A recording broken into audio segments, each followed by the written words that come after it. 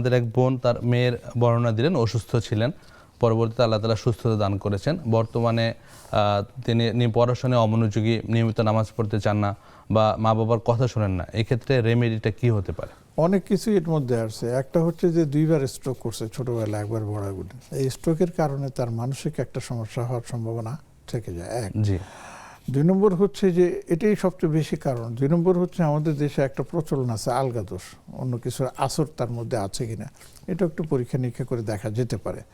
আর 3 নম্বর হচ্ছে উনি যে আমলগুলো করছেন সে আমলগুলো নিয়মিত করে যাওয়া। আরেকটা জিনিস আমার মাথায় ঘুরতেছে যে এই মেয়েটাকে আদর করতে করতে বা যেহেতু স্ট্রোক করছে, তার হাতে মোবাইল কতক্ষণ থাকে। এই মোবাইল যদি তার হাতে ধরে দিয়ে থাকেন তাহলে এ ধরনের হওয়াটাই স্বাভাবিক। কারণ এই মোবাইলটা এমন একটা যন্ত্র যেটা আপনার কাজে লাগতেছে বটে, কিন্তু আমরা এটাকে অকাজে ব্যবহার করে আমার নিজের জীবনকেও ধ্বংস করে দিচ্ছি।